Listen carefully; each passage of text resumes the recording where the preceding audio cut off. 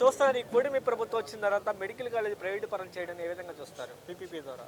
అన్న ఇప్పుడు ప్రైవేటీకరణ అనేది ఓన్లీ ఈ మెడికల్ కాలేజీల గురించే కాకుండా ప్రభుత్వాన్ని కూడా ప్రైవేటీకరణ చేస్తే బాగుంటుందని నా ఫీలింగ్.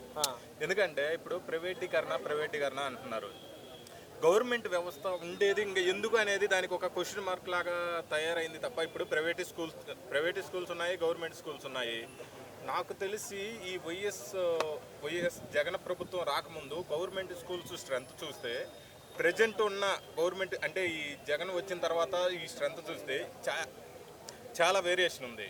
మామూలుగా ఆ టైంలోకి వచ్చేసరికి గవర్నమెంట్ స్కూల్స్ చాలా ఎత్తేయాలి అనే ఆ పరిస్థితికి వచ్చిన తర్వాత అమ్మఒడి ఎంటర్ చేశాడు.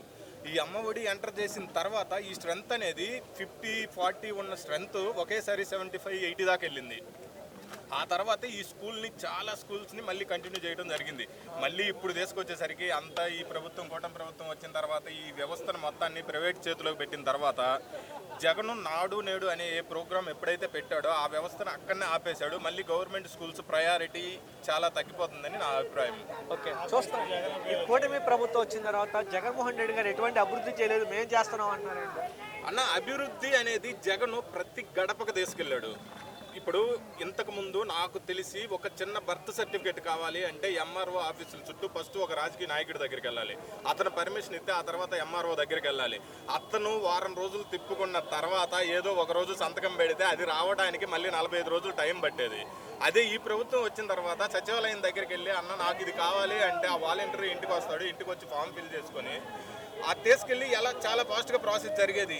ఇంతకన్నా డెవలప్మెంట్ అనేది ఈ ప్రభుత్వంలోకి వచ్చిన తర్వాత మళ్ళీ బ్యాక్ టు ఫామ్ అయిపోయినది. మరి హైదరాబాద్ కూడా కనిపెట్టింది నేనే, తయారు చేసింది నేనే అంటున్నాను చంద్రబాబు నాయుడు గారు. అన్న, అదేందన్న మామూలుగా చెప్పేది, కంప్యూటర్ కనిపెట్టింది కూడా నేనేనని చెప్పుకునే ఇది అయిపోయింది. ఇప్పుడు ఆ రకంగా హైదరాబాద్ని డెవలప్ చేసిన వ్యక్తి 5 చేతులు తన చేతులు కూడా పెట్టారు కదా. 5 సంవత్సరాలు చేసిన తర్వాత ఇవాళ అక్కడికి వెళితే వీళ్ళు ఈ ప్రభుత్వాల కోసం లేదా డెవలప్మెంట్ కోసం పెట్టే ఖర్చు కన్నా నీళ్లు తోడే దానికే ఎక్కువ ఖర్చు పెడతా ఉన్నారు. ఆయన టైం బాగలేక ఏమో ఇక్కడ వర్షాలు ఎక్కువ అవుతా ఉన్నది. ఈ వర్షాలు ఎక్కువ అవటం వల్ల వీళ్ళ ఖర్చు అంతా ఆ నీళ్లు ఉన్న ప్లేస్ నుంచి ఇంకో ప్లేస్కి తోడడము, వీళ్ళ పబ్లిసిటీకి స్టంట్కి వాడుతున్నారు తప్పితే డెవలప్మెంట్కి అనేది చాలా తక్కువ. ఓకే, రైతుల పక్షాన ఎవరో ఎక్కువ ఉంటారన్న?